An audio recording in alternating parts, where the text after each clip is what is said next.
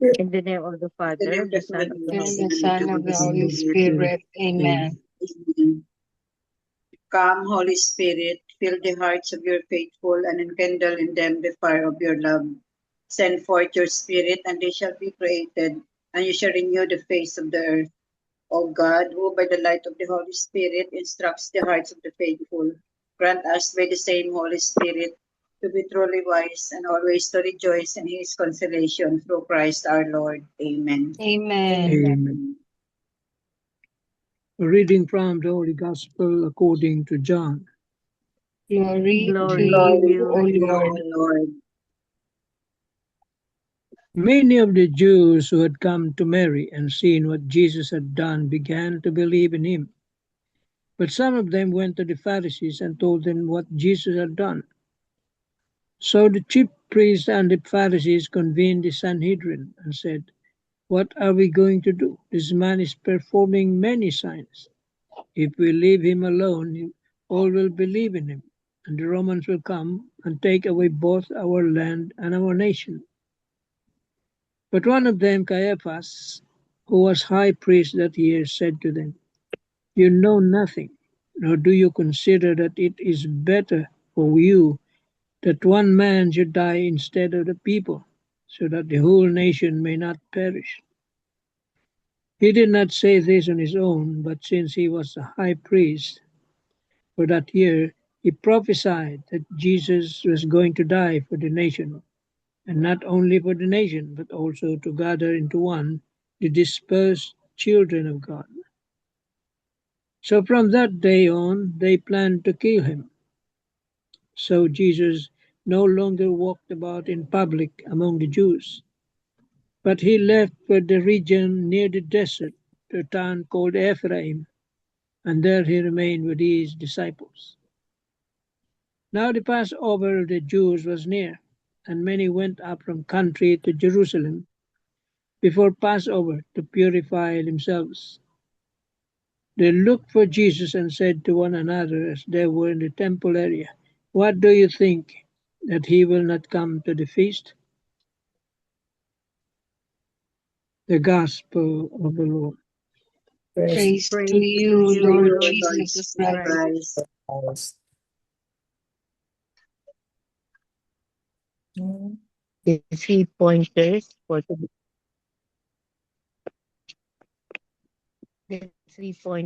today's gospel. Number one, Caiaphas had unknowingly prophesied that Jesus must die for the nation, and the Pharisees took that as a cue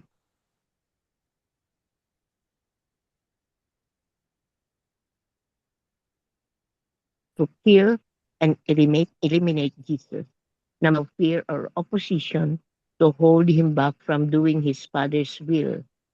He set towards Jerusalem with single-mindedness, knowing full well to that death awaited him there.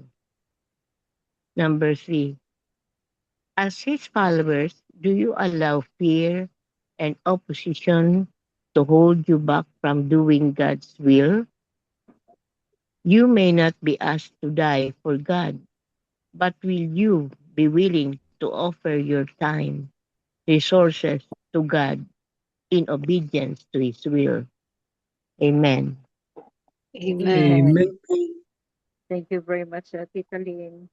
Welcome. Yeah.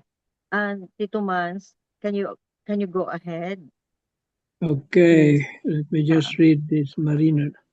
yeah. Why was Jesus so popular during his life in this world? Aside from performing miraculous healings, Jesus was also a man of the masses. He was approachable, humble, and helpful. He made time for everyone, including the poor and the lowly. Because of these qualities, he became dear to the hearts of the people, especially the common people who longed to be seen, heard, and loved. Because of this, many were drawn to him. Whoever saw him or even heard about him felt a deep desire to follow him. His presence brought hope, comfort, and new life. Yet, in the midst of this growing love from the people, he also became a threat to those in power, the ruling authorities of his time. As we who profess to follow Jesus, we are invited to reflect on this same this, on the same qualities in our own lives. We may not have the gift of performing miraculous healings, but we are all given the grace to be humble, approachable, and generous with our time, especially to those who are often overlooked, the poor and the powerless. In our own simple ways, we can become living signs of the Lord's presence to others. When we choose to listen, to care, and to be present, we allow others to encounter not just us, but Christ within us. Do we make ourselves available for others the way Jesus did? Or are we too busy, too distant, or too preoccupied to reflect His love? Amen. Amen. Amen.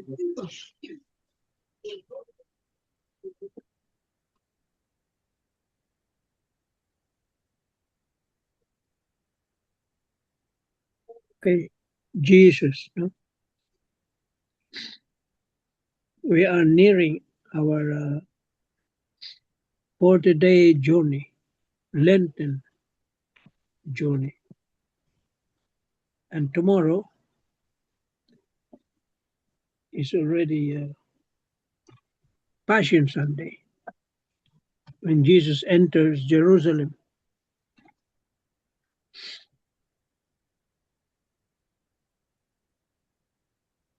But in the Gospel, no, it says here, they were very much threatened with Jesus because he is becoming popular, many followers. So they were becoming threatened in a way that there's a term for that. Just like, you know the famous boxer Manny Pacquiao. See? Very famous. He became very famous because of his humility. See? Hindi siya nagyabang maski champion na siya. He remained humble. He allied himself with the poor. See? Not with the rich, but the poor people. That's why the poor loved him. They followed him. And so many, marami siyang, ang tawag niyan, tagasunod. Followers. Just like Jesus in his time. And that's why the Pharisees became so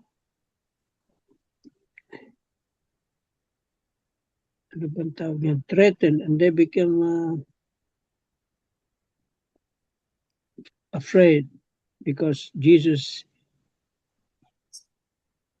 in his personality, is trying to steal from them the voice, the people following them. One by one, the followers of the Pharisees were going to Jesus and followed him. Nawawalan sila ng patrons, ika. And that's because of jealousy, envy. And they were very much afraid because the Jews were under the Roman rule at that time.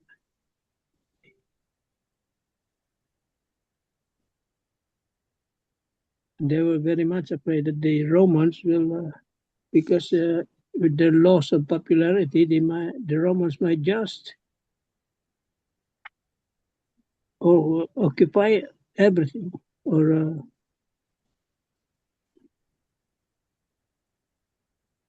wala na silang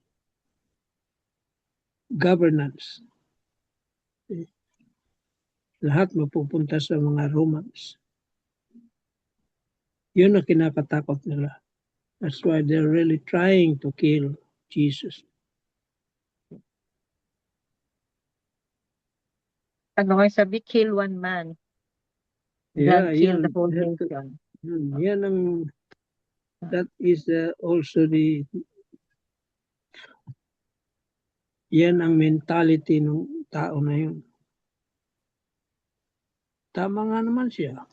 Bakit may kukuhan yung maraming tao? Isang tao lang Isang tao lang. na sacrifice. Yeah. Okay. Ay, nangyayari din ngayon niya.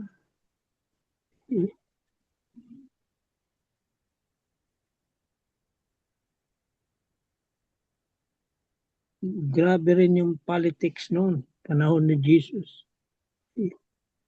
Kagaya ngayon. Mga hunger for power. Greed, yun. The same, no? The same, Tito Mans, no? Ang politics noon and ngayon, no? Yes. Oo. The Okay. greed Amen. for power. Oo. Amen. Amen. Oo. Thank you, Tito Mans. So, it's very true, no, na what happened before during the time of Jesus, no, about politics, about greed, about greediness in power, no, or of power. The same things are happening sa modern life natin. So babasahin ko ito na in our time, this passage continues to speak powerfully. We too witness God's works in many forms, sabi. The answered prayers, our daily struggles, transformed lives, quiet miracles. Yet we are often faced with a choice whether to believe or not. Yun. So like the Pharisees, the people today can reject truth not because there is no evidence, but because accepting it may challenge comfort, pride, or control, just like the feelings of the politicians.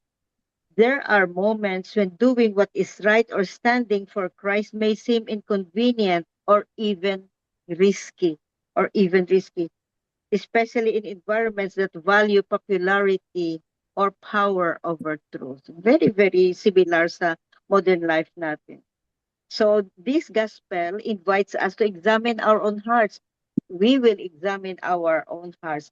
Are we among those who believe when we see God's hand at work, or do we distance ourselves out of fear or self-interest? Yun. Marami tayong nakikita sa modern life natin, mga big or small miracles, no, whatever form, whatever intensity, no. Marami if we just look at our surroundings, no. So are we among those who believe, no, when we see God's hand at miracle, or do we distance ourselves out of fear or out of self-interest? So Jesus' life reminds us that truth and love often come with sacrifice. Ito, life is not easy if we follow Him. Yet His willingness to give Himself for others is also an invitation to trust Him more deeply and to live courageously in faith. So in a world filled with competing voices, may we choose to recognize Christ, stand firm in truth, and allow His life-giving presence to transform us and those around us. Amen. Very, very challenging. Very, very challenging. Whatever happened to the Bible, no, during Jesus' time, no, we also feel His words, no, in our modern life. We see miracles, a lot of miracles, no, a lot of miracles, big or small, and it's up to us, no, to believe or not to believe. And don't be like mga politicians, just like the Pharisees and the scribes noon. Ngayon is about politicians. Yan. Either they believe or not. Kung minsan if they believe, no? Sometimes if they believe, ma-jeopardize ang power nila. People they believe, no? They believe na what happened or what good things they have done is because of themselves, not because of God. Yun. Greed for power. Gusto nila sila, they glorify themselves. They don't recognize God's hands and God's guidance. So let's be careful with the challenges in our life, no, about this, about today's lessons in today's gospel. Amen. Amen. Amen. Sabit. Yes. Okay. I will read Archbishop Abitoy, Reflection of the Gospel. Do not seek to be liked, seek to be faithful. Jesus did something good. He gave life, he revealed God's love, and yet he was rejected. This is the reality of the gospel. Doing good does not always lead to acceptance. You will preach the truth. You will stand for what is right. You will try to serve the people with sincerity. But do not be surprised. There will be times when you will be misunderstood, criticized, or even opposed. Like Jesus, you will discover that not everyone will accept you. The gospel reminds us fidelity is more important than popularity. Do not seek to be liked, seek to be faithful. No, still not. MGU said a while ago, there are politics na, no, even before, during the time of Jesus. So, ako lang, I can relate this with my son-in-law, yung doctor. His residency in the hospital here in Cebu City, I think 3 years na siya, going 3rd year. Then he decided to stop his residency, no, kay yun. Na match. Hindi, not because of matching. Wala pa yung ano niya, plano to work abroad. Yun lang residency. May politics din, even in the medical. So, he was, parang naano siya, deliberation, dalawa sila.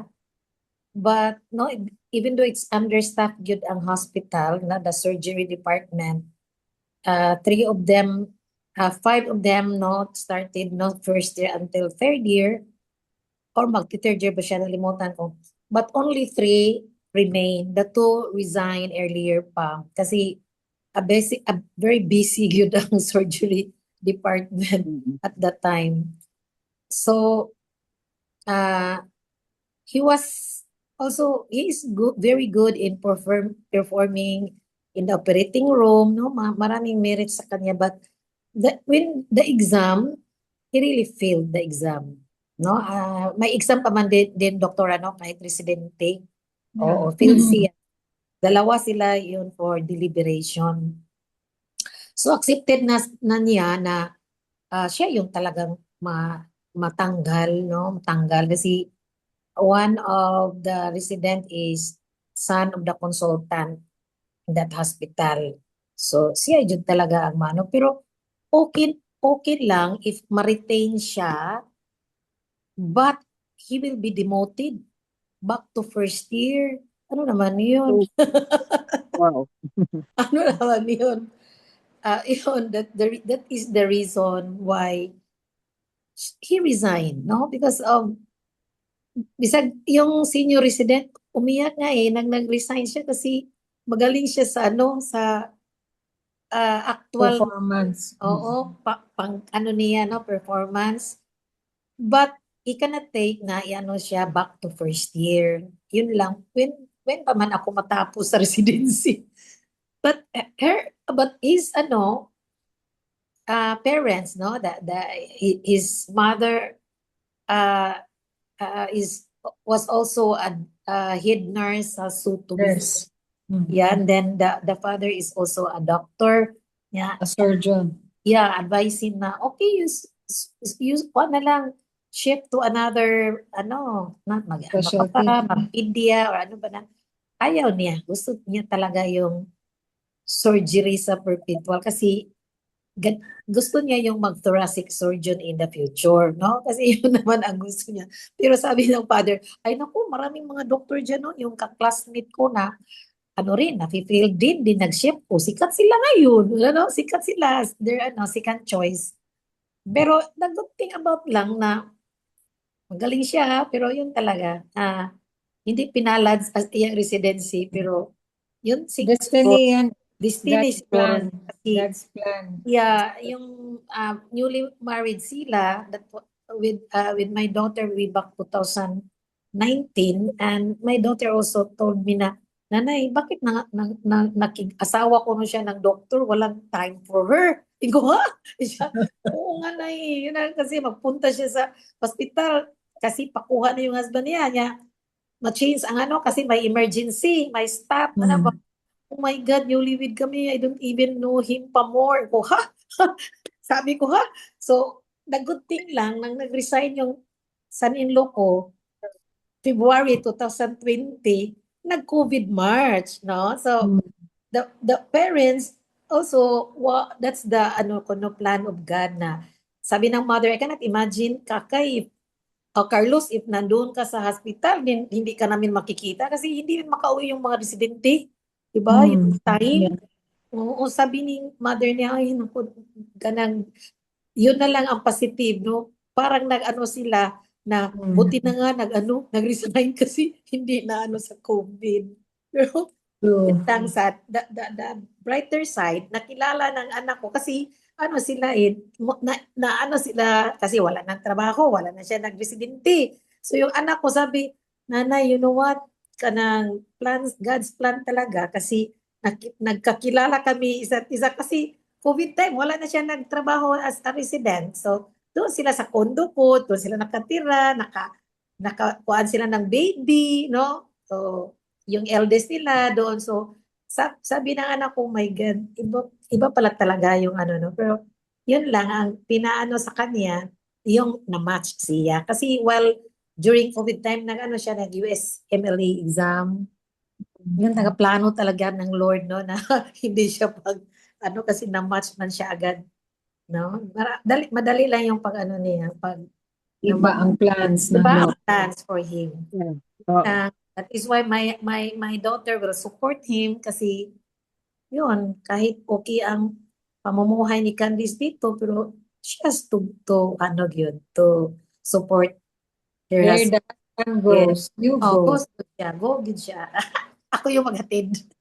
Yun lang, no? Ako masishare ba, parang yun, kahit anong gawin niya, okay naman yung performance niya, pero yun pala, hindi na talaga. Pero may reason naman, I understand because I work also in the hospital before. But yun lang, hindi siya para dito. Pero siya Another door open. Yeah, another One door open. closes, when the door another closes, door opens. True. Amen. Amen. Thank you, Tita Sabet. Bell. Yeah. yeah. I'll read to you the Catholic scripture reflection. Today's gospel reading reveals a striking contrast between belief and rejection in the face of Jesus' undeniable power.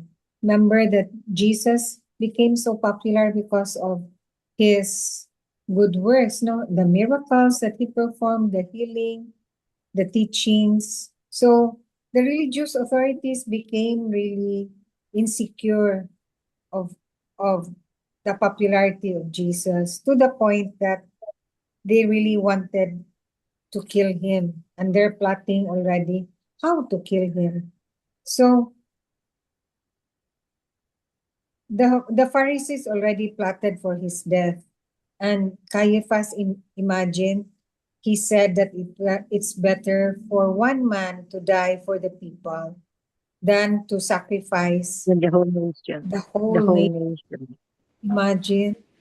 And you know what's the reason?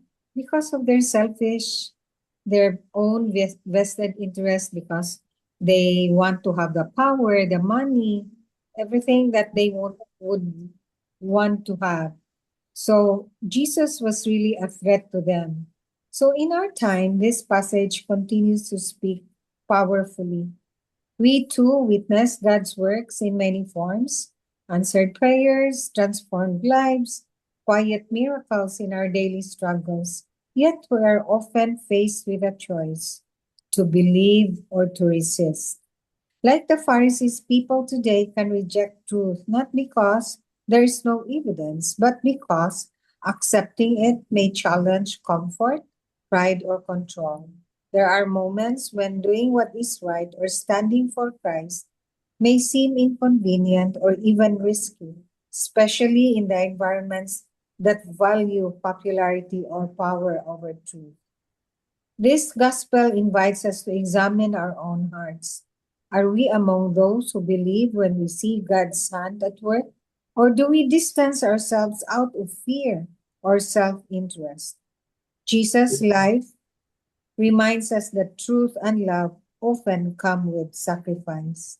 Yet his willingness to give himself for others is also an invitation to trust him more deeply and to live courageously in faith. In a world filled with competing voices, may we choose to recognize Christ, stand firm in truth, and allow his life giving presence to transform us and those around us. Because there are really times that we have to stand up to our faith, no? But there are also times that people, because they want to lean on what is comfortable for them or what is easy for them, will sacrifice their faith over that which is not true. Amen. Amen. Amen. Yeah. Amen. Thank you, Bell. So these challenges, no, in our life, no, in today's gospel, we are always tempted, no, we are always tempted na not really to be greedy, no, not really to be greedy, but sometimes, no, once in a while, siguro may sometimes we have the wish, no, na wish of recognition for the good works that we do or that we did, no. Sometimes we are just human, no, na dapat i-recognize ang good deeds mo, mga ganyan ba, which is um, hindi ano, hindi you're not showing humility kung ganyan ba, na may mga instances in our life na maski na sa work, maski na saan na yung ano mo, yung mga good deeds mo gusto mo na ma-recognize din. Pero ano, let it be. Don't be humble. Just be humble, no? And the people will know. Just like what Jesus did, no? Um, just be humble. Accept ang ano ni Jesus kasi isa his obedience ba? Even unto death, his obedience. Very, very humble, full of humility, full of obedience for the love of us all. So he died for us. He died for us. He suffered for us. Ang ano dyan is today is a Lenten season, no? And tomorrow starts the Holy Week, no? can we match the love of God? Yun. If we look at the crucifix, no?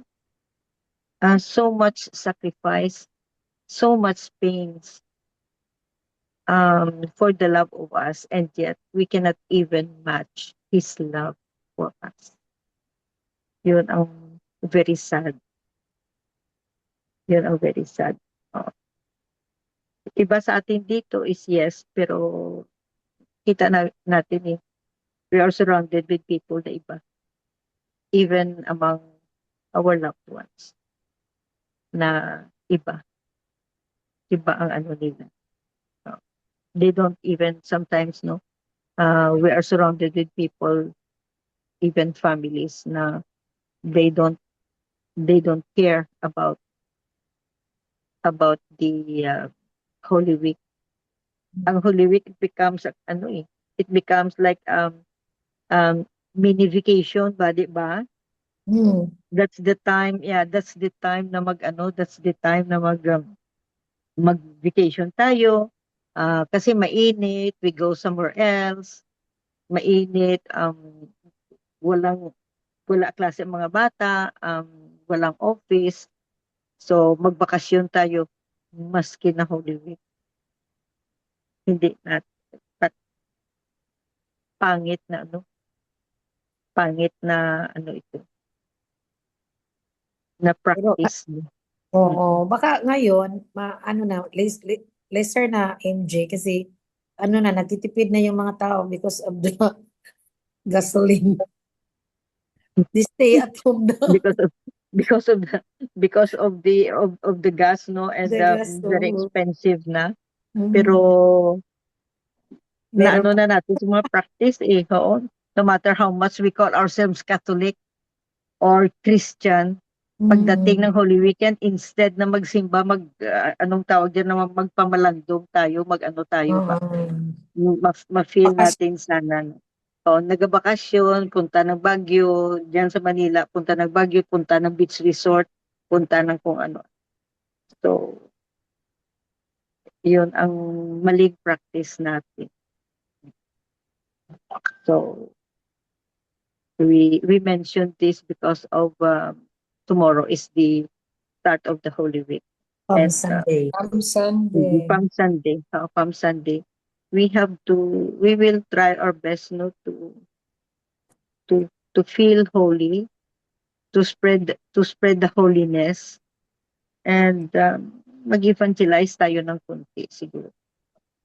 Kasi ang hindi ko lang ma-evangelize sa among my family members kasi is kahit na abstinence lang during Fridays, talagang hindi ko ma-convince. Kahit na so kulang ang evangelization, or I don't know. Kahit na meatless Fridays lang sana. And then ito naman na I've been trying my best, no, to convince them na mag-confess kahit na once a year mag-confess. Sabi nila is they can confess directly naman. Sabi ko mali 'yun. Oo, 'yun ang mali, 'yun ang talagang mali na for me, no, na hindi ka mag-confess sa pari, no, na pwede ka mag-confess directly to God, no. For their own convenience. They don't have to go to church, maghanap ng pari. Oo. So, mag-pray na lang sila directly to God. So, let's pray for these family members who have different outlook when it comes to religious practices, when it comes to spiritual life natin. So, amen. Amen. Any concluding wisdom before our closing prayer? Well, we are well aware, no, of the famous saying, no? that power, just like in the time of Jesus, power now, power corrupts. Yan ang kasabihan.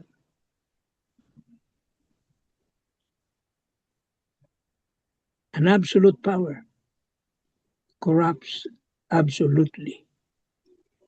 Yan. Hindi ka na kaka-escape dyan.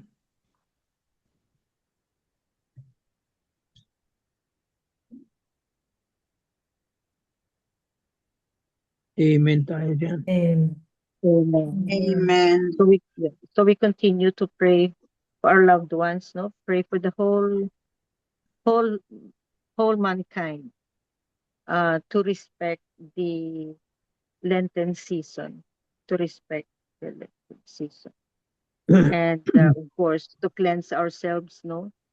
And to cleanse ourselves and look forward to our own transformation. No? Transformation means more forgiving ka or tayo, more humble, more open ang eyes natin towards the needs of others, no? Especially the least, the last, and the marginalized. Amen. Amen. Amen. Biga Bilen. O Lord, we pray and drive us far from the snares of the enemy. May your holy angels dwell with us and guard us in peace. And may your blessing be always upon us. Through Jesus Christ our Lord. Amen. Amen. Amen. And all together, please, glory be Glory to the be to Glory Father, be to the Father, to the Son, And to the to Holy the the Holy Holy Spirit, Spirit, as it as was it It was was in in the the beginning, is now, now, and and ever ever shall shall be, be, world now world and without without end. end. Amen. Amen. Amen. in the name of the Father, Father, the the Son, Son, and the Holy Holy And the Spirit. Spirit. Holy Spirit. Amen. thank you Amen. all. Thank you very Amen. Thank much. you. Good Thank night. Thank you, Good